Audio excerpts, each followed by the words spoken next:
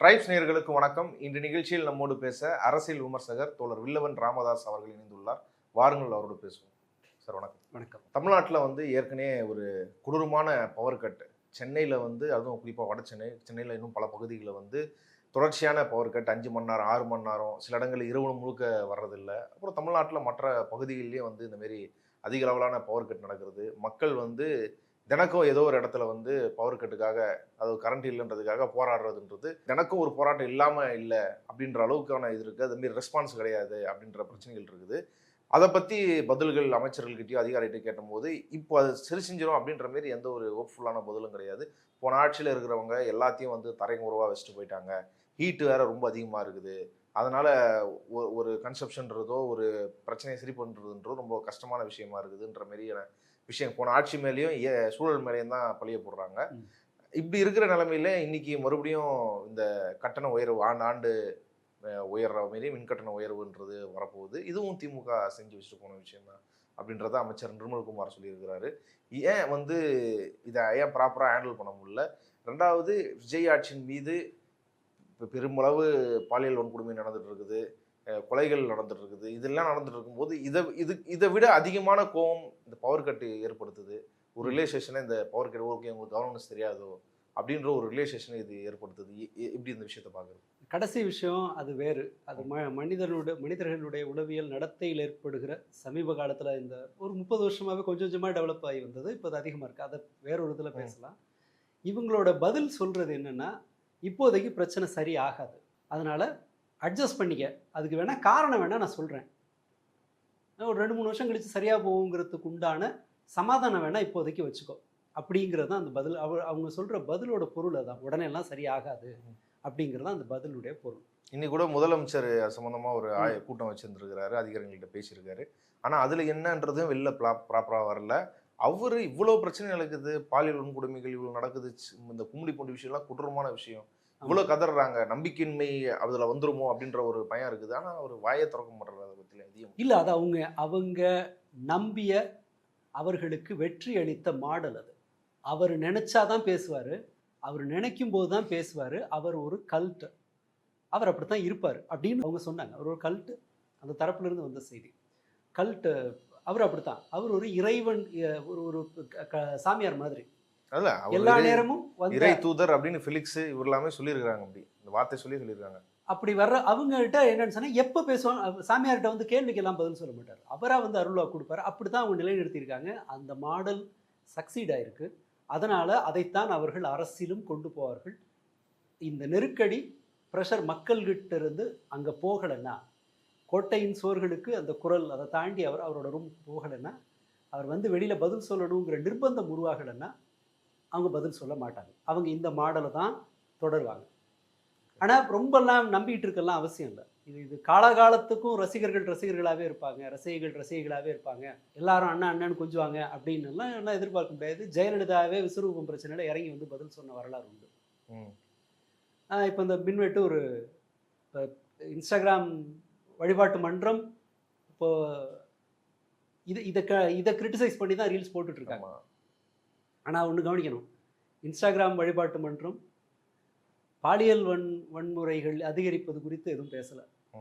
அவங்களுக்கு அது ஒரு பெரிய பிரச்சனையா இல்லை. இப்போ இந்த டெவலப் எப்படி ஆயிருக்குன்னா, சொசைட்டியோட டெவலப், ஒரு வீட்டுக்குள்ள ஒரு பிரச்சனை இருந்தால் மட்டும்தான் அவர்கள் அதற்கு எதிர்வினை ஆற்றுவார்கள்.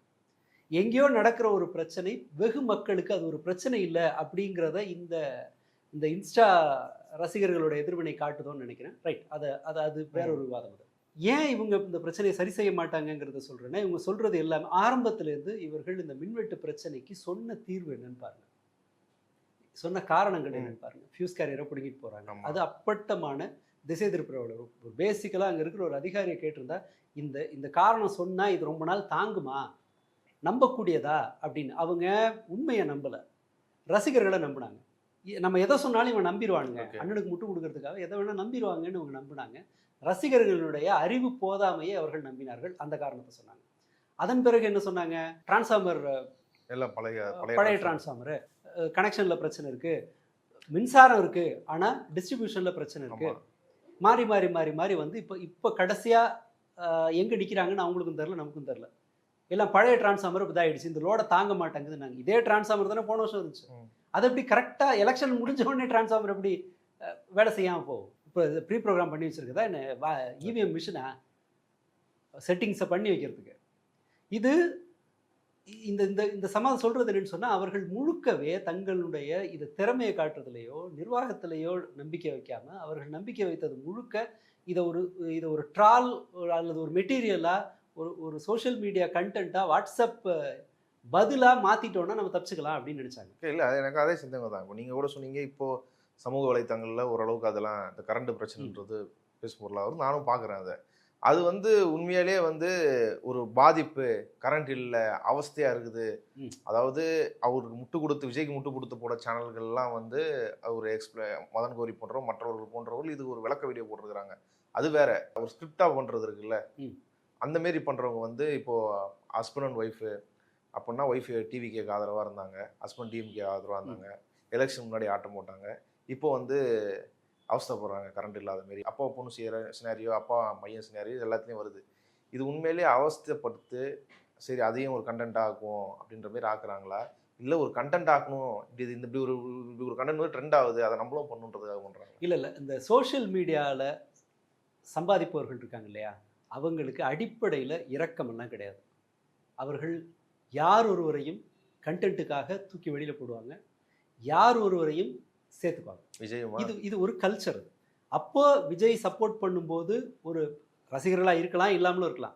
விஷயம் என்னென்னா, அவர் இந்த விஜயை வச்சு ஒரு கண்டென்ட்டை போடும்போது அதற்கு வரவேற்பு இருக்குங்கிற போது அதை போடுவாங்க.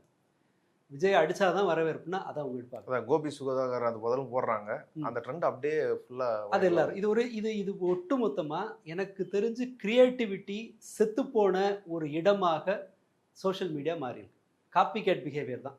எது ட்ரெண்டிங்கோ அதை மட்டும்தான் இவங்களால பண்ண தெரியும். சுயமாக யோசித்து செய்கிறது வந்து கொஞ்சம் கொஞ்சமாக அது ஒரு ஸ்பெசிமென் மாதிரி ஆகிட்டு இருக்கு. அப்போ அது ஒரு கோவம்லாம் எடுத்துக்க முடியாது. கோவம்லாம் இல்லை, அது பியோர் கண்டென்ட் தான். நீங்கள் இவங்களெல்லாம் நம்பிடாதீங்க. அப்படின்னா மார்க்கெட் அதுக்கு இருக்குன்னு அர்த்தம். ஓகே, அப்படியே பார்த்தாலும் நிஜமாவே அக்கறையிலேருந்து வருதுன்னு சொன்னால் பெண்கள் பாதுகாப்பு தான் அவங்க முதல்ல பேசியிருக்கு. ஏன்னா இவங்க மைக்க நீட்டும் போதெல்லாம் இந்த ரசிகர்கள் மன்றம் என்ன சொல்லுதுன்னு சொன்னால், பெண்கள் பாதுகாப்பாக நடமாடணும், அண்ணன் வரணும், பெண்கள் பாதுகாப்பாக நடமாடணும், அண்ணன் வரணும் அப்படின்னு சொல்லி. இப்போ அதை பற்றி பேச்சே கிடையாது. 6 மாதம் அவகாசம் கொடுங்க, 6 மாதத்துக்குள்ளே போகிறவங்களாம் போட்டோம், அதான் அவங்க இவர்கள் இது வச்சுருக்காரு. இந்த கண்டென்ட் எல்லாமே ரைட். ரெண்டு காரணங்கள் எடுத்துக்கலாம். ஒன்று, எல்லா வீடுகளுக்கும் அந்த பாதிப்பு போகுது, அதனால் ஒருத்தரும் பர்சனலாக அந்த பிரச்சனை ஃபீல் பண்ணுறான், அதனால் இந்த கண்டென்ட்டுகள் சேல் ஆகும்னு அவங்க போடுறாங்க. அவ்வளவுதான். இவங்களுக்கு சமூக அக்கறை இருக்குங்கிற மாதிரிலாம் நான் நம்பலை. சிலருக்கு இருக்கலாம், சிலர் அவுட் ஆஃப் இன்னோசன்ஸ் கூட செய்யலாம், அவங்களுக்கு தெரியாமல் இருக்கும். சிலர் காப்பி கேட் பிஹேவியரில் கூட செய்யலாம். இந்த கண்டென்ட் போது நம்ம இந்த கண்டென்ட்டை எடுத்துப்போம் அப்படின்னு சொல்லி, அவ்வளவுதான். ஆனால் இவங்க இந்த குறை வரிசையாக வண்டியாக குறை சொன்னாங்கல்ல, இது எந்த இடத்திலும் உதய் மின் திட்டம் ஒன்றிய அரசால் தமிழ்நாட்டின் மீது திணிக்கப்பட்டது, அது ஒரு காரணம், கடன் சுமை ஏறியதற்கு அது ஒரு காரணம்னு மின்சாரத்துறை அமைச்சர் பேசவே இல்லை. மற்ற எல்லாத்தையும் பேசினார்.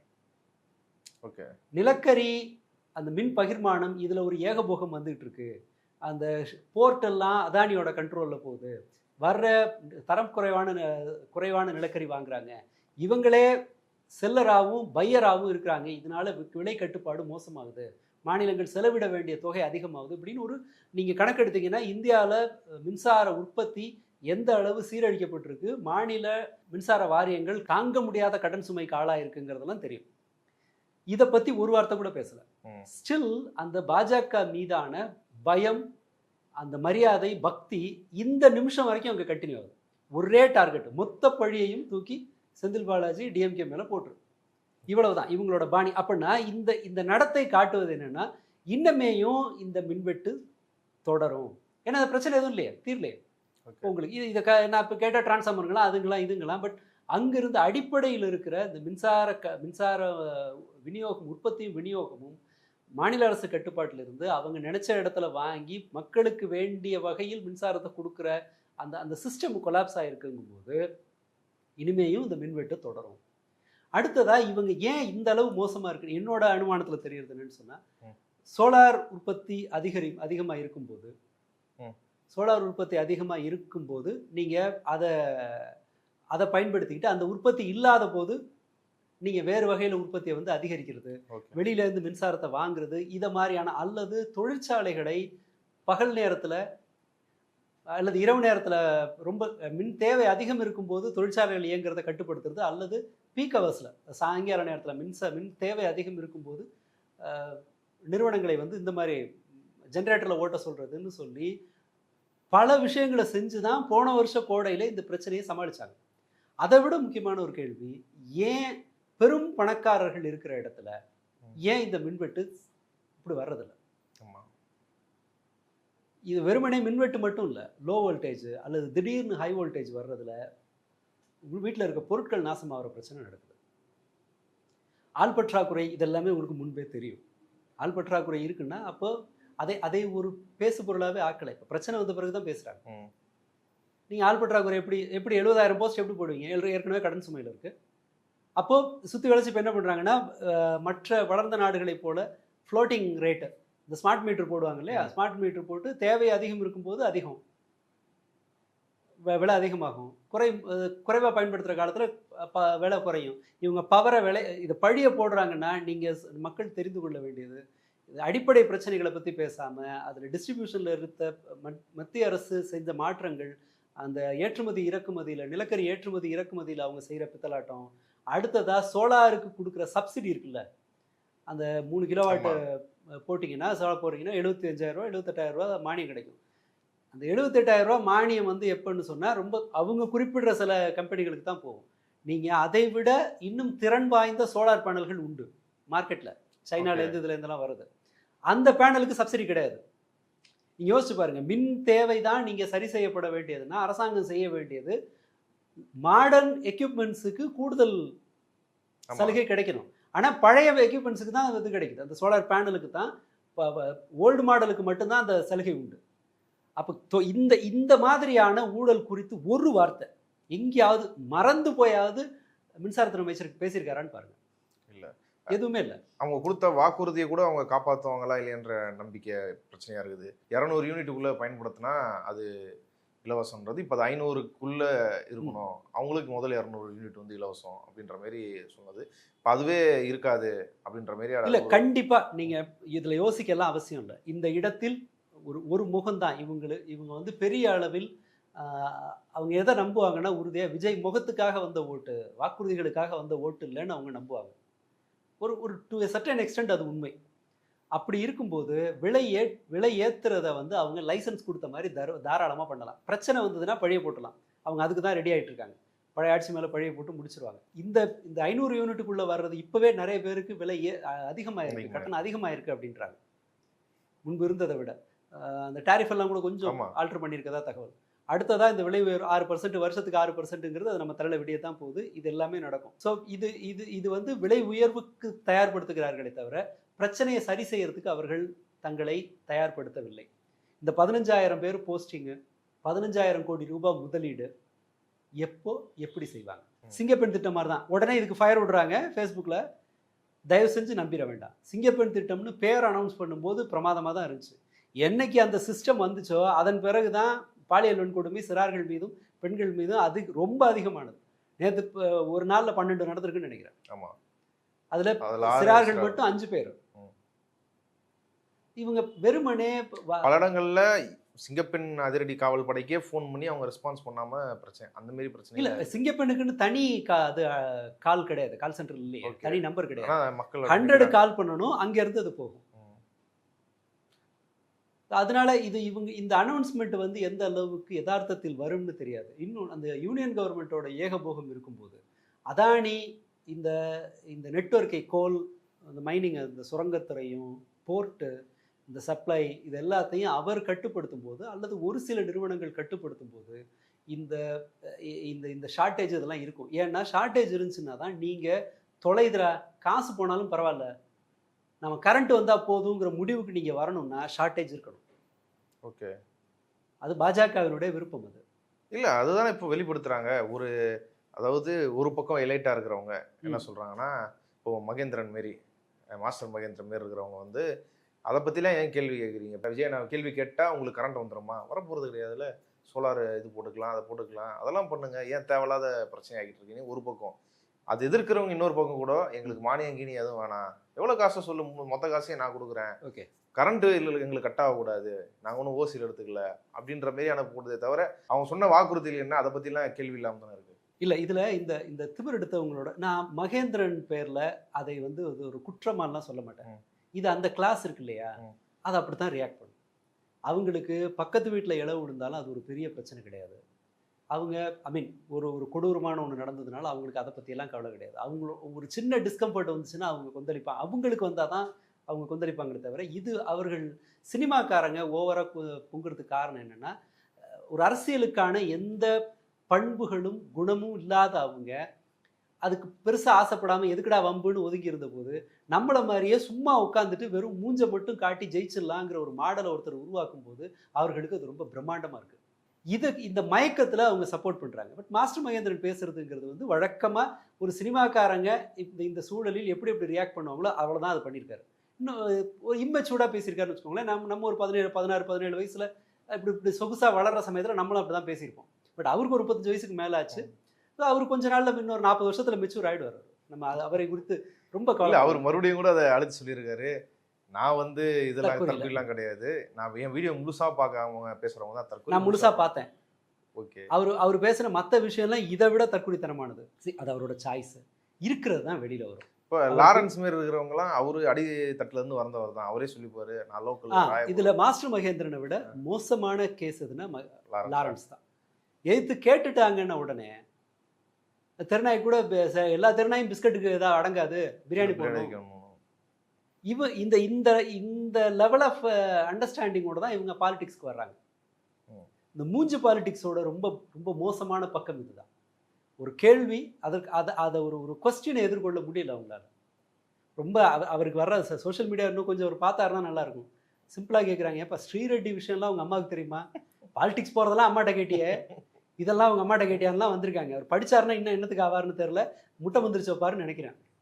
அதெல்லாம் பார்த்தாருன்னா போகட்டும். இந்த எலிட் செக்ஷன் இருக்கு இல்லையா, அவர்கள் இந்த விஷயத்தை வந்து சமூகத்தை ப்ரிப்பேர் பண்ணுற விதம் இருக்குல்ல, ரொம்ப மோசமானது. இந்த பவர் கட் இஷ்யூ வெறுமனே அது ஏதோ ஃபேன் ஓடலை, லைட் எரியலைங்கிறது இல்லை பிரச்சனை. நோயாளிகள், தீவிர நோயாளிகள் இருக்காங்கல்ல, இந்த கிட்னி இஷ்யூ இருக்கிறவங்களோ அல்லது ரொம்ப தாங்க முடியாத அளவுக்கு முதுமையில் இருக்கிறவங்கெல்லாம், அவங்களால எல்லாம் நீங்கன்னா எந்திரிச்சு அங்கங்கே நடக்கலாம், ஏதோ ஒன்று செய்ய முடியும். அவங்களால தன்னுடைய வாழ்க்கையை நவுத்துறதே சிரமம். வட இந்தியாவில் போன வாரத்தில் ஒரு நாளைக்கு 3500 கூடுதல் மரணங்கள் பதிவாகுது.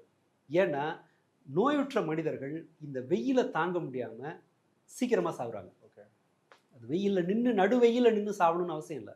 வீட்டுக்குள்ளே இருக்கும்போதே இந்த வெக்க தாங்காமல் இந்த இடத்தில் கரண்ட் இல்லைங்கிறத அப்படி வச்சு நம்ம யோசிச்சு பார்க்கணும். இப்போது ஒரு வயசானம்மா ஆக்சிஜன் சப்போர்ட்டில் இருக்காங்க, அவங்க 5 மணி நேரமாக கரண்ட் இல்லை, அந்த அம்மா இறந்து போகிறாங்க. இது இறந்து போனதுனால நமக்கு தெரியுது. பட் நீங்கள் தாங்க முடியாத வெயிலில் உங்களுக்கு 10க்கு 10 ரூமு, ப்ராப்பர் வெட்டிலேஷன் இல்லாத ஒரு இதில் அதீத வெப்பத்தில் என்ன ஆகும்? அவங்க தன் உடல் திறனை இழப்பாங்க. ஒருத்தர் தன்னுடைய ப்ரொடக்டிவிட்டியை இழக்கிறார். நைட் இல்லைன்னா எல்லாரும் ப்ரொடக்டிவிட்டி இழக்குவாங்க. மறுநாள் வேலைக்கு போக முடியாது. நீங்கள் ஒரு இதில் இப்போ மெட்ரோவில், சென்ட்ரல் மெட்ரோவில் போய் காலையில் பாருங்கள், ஸ்கேனிங்க்கு 200 பேர் கியூ நிற்கிது. வெறும் ஸ்கேன் பண்ணி உள்ளே போகிறதுக்கு, டிக்கெட்டுக்கு கூட கியூ இல்லை, டிக்கெட்டுக்கு இல்லை, ஸ்கேன் பண்ணுறதுக்கு கியூ, அவ்வளோ பெரிய கியூ நிற்கிது. இதை பக்கத்தில் இருக்க கவுண்டர்லாம் இந்த பிரச்சனையை உணர்ந்து அதை மேனேஜ் பண்ணாங்கன்னா, ஏன்னா பஸ்ஸில் போனால் அந்த வெயிலில் தாங்க முடியாதுன்னு சொல்லி மெட்ரோக்கு ஆட்கள் வரும்போது இந்த கூடுதல் சுமையை வந்து ஹேண்டில் பண்ண தெரியாமல் வழக்கம் போல் நடத்துனாங்கன்னா அது மாட்டிக்கும். இப்படி சின்ன சின்னதாக வெயில் வந்து வீட்டில் இருக்கிறவங்க, வயசானவங்க, சிறுதொழில் செய்கிறவங்க அல்லது மெடிக்கல் சப்போர்ட்டில் இருக்கிறவங்க, அந்த ஹாஸ்பிட்டலில் இந்த சப்ளை வரலைங்கும்போது இது எல்லாமே உங்களுடைய தினசரி செலவினங்களை அதிகமாக்கும். இந்தியாவில் மக்கள் உணவுக்கு செலவிடும் பணத்தை குறைக்கிறாங்க. நீங்கள் கரண்ட் விலையை, பெட்ரோல் விலையெல்லாம் ஏற்றிக்கிட்டே போனீங்கன்னு சொன்னால் அவர்கள் தன்னுடைய உணவுக்கு செலவிடும் தொகையை குறைப்பாங்க. அது நம்முடைய ப்ரொடக்டிவிட்டியில் வந்து நிற்கும். அல்லது உடல் நலிவுற்று மெடிக்கலுக்கு கொண்டு போய் செலவு பண்ணுவாங்க. இந்தியாவில் மெடிக்கல் இன்ஃப்ளேஷன் 15%, 14% இருக்குன்னு நினைக்கிறேன் வருஷத்துக்கு. அப்போது நீங்கள் இங்கே மிச்சம் பண்ணுற ₹1 ₹2 மெடிக்கல் செலவா அல்லது உற்பத்தி வீழ்ச்சியாக வரும். இது ஏதோ ஒரு இடத்தோடு நிற்க போகிறதில்ல. ஆனால் இது குறித்த எந்த கரிசனமும் திட்டமும் இவங்கள்ட்ட இருக்கிற மாதிரி தெரியல. அதுதான் இந்த போக்கு தான் ரொம்ப ஆபத்தானது. அண்ட் இதை வெறுமனே ரீல்ஸ் போட்டு சிரிச்சுட்டு கடந்துடுறது அல்ல. இது மேலும் இவர்கள் கொஞ்சம் கொஞ்சமாக இந்த பதில் சொல்கிற முறை இன்னமும் அந்த ஷார்ட்டேஜ் தொடர்றது, இதெல்லாம் சொல்வது என்னன்னா மிக விரைவில் இவர்கள் மின்சார கட்டணத்தை உயர்த்துவாங்க. அடுத்ததா ரொம்ப சீக்கிரமா இப்போ வந்து நினைச்சது எல்லாத்தையும் செய்யக்கூடிய லெவல்ல வந்தாச்சு தமிழ்நாடு நிர்வாகம். இந்த இந்த டைமுக்கு இருக்கிற மாதிரி இந்த ஃப்ளோட்டிங்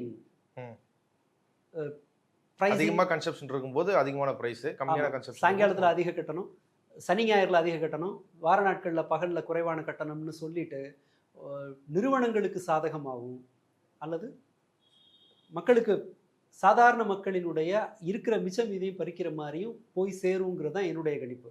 அப்படி போய் சேரக்கூடாதுன்னு சொன்னா அது ஒன்றை அளவில் கொண்டு வரப்படும்ன்றீங்களா? இல்ல ஸ்டேட் இல்லை யூனியன் கவர்மெண்ட் பிரிச்சு கொடுத்துருவாங்க. இப்போ நீங்கள் கடன் ஏறுதுன்னு வச்சுக்கோங்களேன், உங்க வேற என்ன பண்ண முடியும்? ஸ்டேட்டு திவாலாகிற நிலைமைக்கு வந்தா அது கொஞ்சம் கொஞ்சமாக நடக்கும். எது ஒன்றுமே இப்போ பிரச்சனை வந்து எதையும் கொஞ்சம் கொஞ்சமாக செய்யுங்கிறது தான் மக்கள்கிட்டேருந்து பிடுங்கிறத ஒரே நாளில் செஞ்சீங்கன்னா தான் நீங்கள் மாட்டுவீங்க.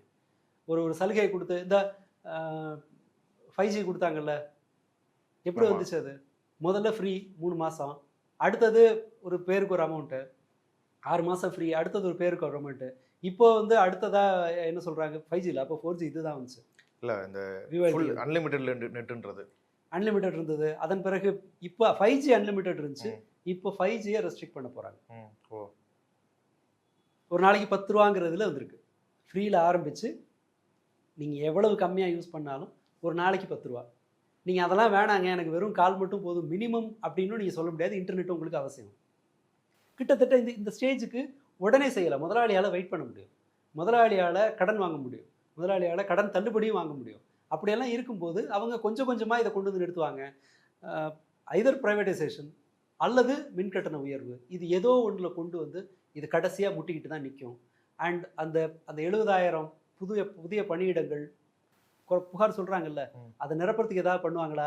அந்த கடன் சுமை இது எதுக்குமே அங்கேருந்து பதில் வர போகிறதில்ல. இது ஒரு ஒரு ஒரு ஒரு டெத் ட்ராப். அது அப்படி தான் இது போய் நிற்கும்னு நினைக்கிறேன். இப்போ நீங்கள் பேசிகிட்டு இருக்கும்போது ஒரு விஷயம் சொன்னீங்க, இப்போ இந்த பவர் கட் இதை பற்றிலாம் கூட ஓரளவுக்கு போட்டாலும் ஏன் பாலியல் வன்கொடுமைகள் இந்தமாரி விஷயங்கள் போடுறதில்லைன்றது.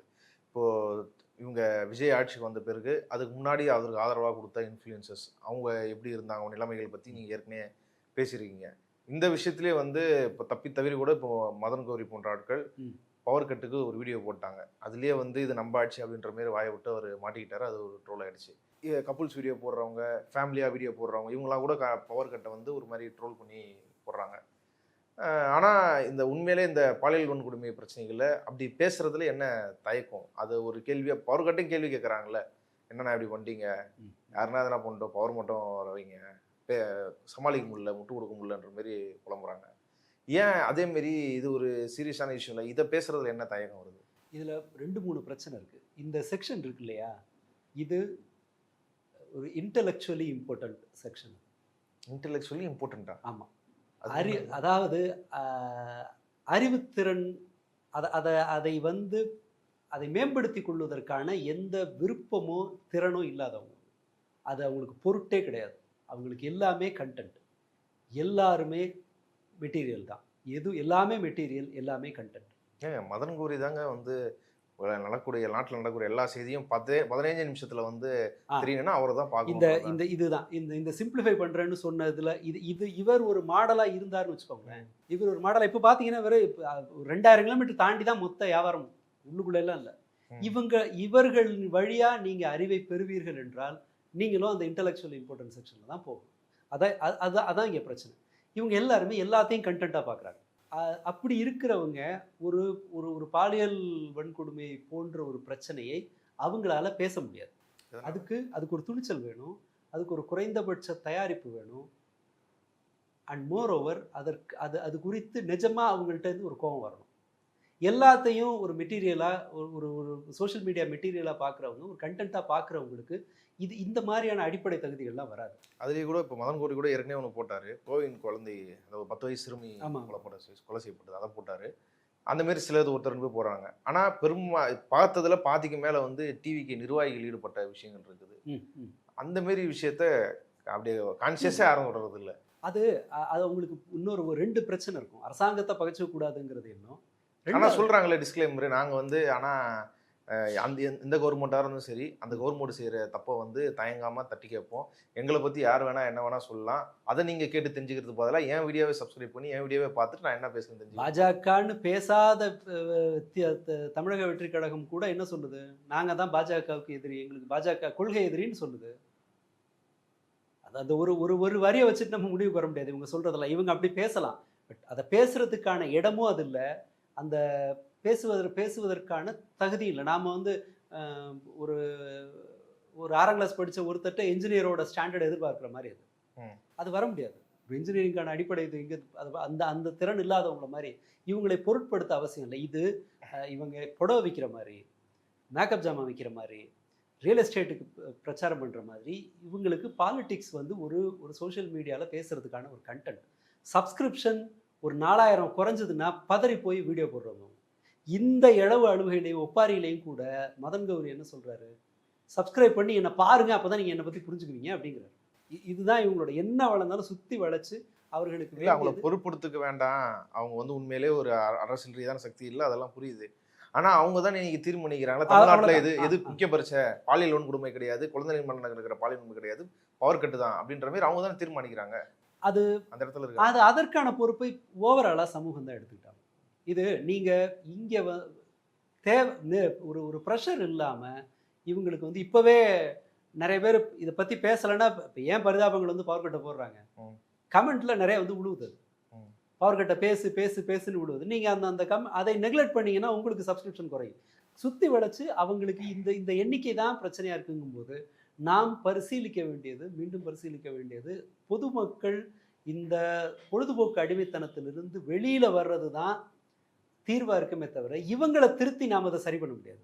இப்போது பரவலாக நாம் சில தப்பை ரொம்ப சாதாரணமாக புரிஞ்சுக்கோ பார்த்துருப்பீங்க. இந்த இஸ்ரேல் இஷ்யூவில் ஏன் இஸ்ரேலுக்கு அமெரிக்கா இவ்வளவு பயந்து பணிஞ்சு போகுது அப்படின்னு கேட்டால் மேலோட்டமான பதில் என்ன, அமெரிக்க தலைவர்கள் இஸ்ரேல் ஆதரிக்கிறாங்கன்னு சொல்லி. ஆனால் இஸ்ரேல் அமெரிக்க தலைவர்களை நேரடியெல்லாம் கழுத்தில் சுருக்க போட்டெல்லாம் இழுத்துட்டு வர்றதில்லை. அங்கே இருக்கிற அறிவுஜீவிகளை அவங்க கைப்பற்றுறாங்க. இஸ்ரேலுக்கு யூதர்களுக்கு எதிரான கொடுமைகள் அப்படிங்கிறத வந்து ஒரு பாடமாக வச்சு அவங்க சின்ன குழந்தையிலிருந்தே யூதர்கள் பாவங்கிற அந்த அந்த எண்ணத்தை குழந்தைகள்கிட்ட விதைக்கிறாங்க. இப்போ படிச்சுட்டு வெளியில் வர்றவன் என்ன பண்ணுவான்னா சுற்றி வளைச்சு ஒரு ஒரு பரி ஒரு ஒரு ஒரு அட்வான்டேஜை கொடுப்பான் யூதர்களுக்கு. அந்த இடத்துல வேலையை செய்கிறாங்க, மீடியாக்களில் அவங்க வேலையை செய்கிறாங்க. எந்த செய்திக்கு அதிக முக்கியத்துவம் கொடுக்கணும், பல செய்திகள்லாம் அமெரிக்காவில் இருக்கிற பிரபல பத்திரிகை செய்திகள் இஸ்ரேல் இராணுவத்துக்கிட்ட ஒப்புதல் வாங்கி செய்தி வெளியிட்ட வரலாறு உண்டு. இதை செஞ்சுருக்காங்க. அடுத்ததா சினிமா, அவங்க கைப்பற்ற சினிமா, அந்த சினிமாவை வச்சுட்டு இஸ்லாமோஃபோபியா, அந்த ஷிண்ட்லர்ஸ் லிஸ்ட் மாதிரியான படங்களை எடுக்கிறது, இது எல்லாத்தையும் மக்களுக்கு நினைவுபடுத்திக்கிட்டே இருக்காங்க. அகெயின் ஐயோ திரும்ப இஸ்ரேல் இந்த மாதிரி மாட்டிக்கக்கூடாது அப்படிங்கிறது. சுற்றி இருக்கிறதெல்லாம் இஸ்லாமியர்கள்லாம் தீவிரவாதிகள்னு ஒரு பிரச்சாரம், இவங்க பாவங்கிற ஒரு பிரச்சாரம். அதெல்லாம் தாண்டி வந்து தான் இது அவ்வளவே அதன் பிறகு என்ன பண்ணுறாங்க, நீங்கள் ஒரு இதை சொல்லலாம், இஸ்ரேலுக்கு எதிராக பேசுகிற தலைவன் ஒருத்தர் பேசுகிறான், எமர்ஜாயி வர்றவன் பேசுகிறான்னு வச்சுக்கோங்களேன், அவனுக்கு எதிராக களத்தில் நிற்கிறவனுக்கு நிறைய பணம் போகும். அப்போ என்ன ஆகும்னா, இப்போ நம்ம பேசி நமக்கு வர்ற நிதி உதவி கட்டு ஏதாச்சுன்னா, நான் இஸ்ரேலுக்கு எதிராக பேசுகிறேன்னா என்னால் ஜெயிக்கவே முடியாதுங்கிற நிலைமை இருக்கும்போது என்ன பணம் இல்லாமல் ஜெயிக்க முடியும்.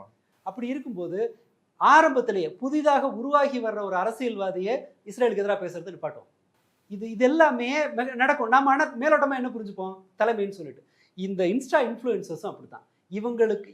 இவங்க கோழைகளாக இருக்கலாம், இவங்களுக்கு இது பெரிய அந்த அரசியல் அறிவு இல்லாமல் இருக்கலாம், என்ன இருந்தாலும் அவர்களினுடைய நடத்தையை தீர்மானிக்கிறது எதுன்னா கீழே இருந்து வர சப்போர்ட். அந்த என்டர்டெயின்மெண்ட் அடிக்ஷனுங்கிற ஒன்று இந்த மாதிரி ஆட்களுக்கு இப்போ ஒரு பொலிட்டிக்கல் இந்த மாதிரி கண்டென்ட் போட்டால் தான் உனக்கு பணம் வரும் அப்படின்னு மெட்டா சொன்னால், இல்லை இந்த மாதிரி போடுறவங்களுக்கு நிறைய வரவேற்பு இருக்குங்கிற மாதிரி ஒரு சூழல் இருக்கும்போது புதுசாக வரணும் அங்கே தானே போவோம்.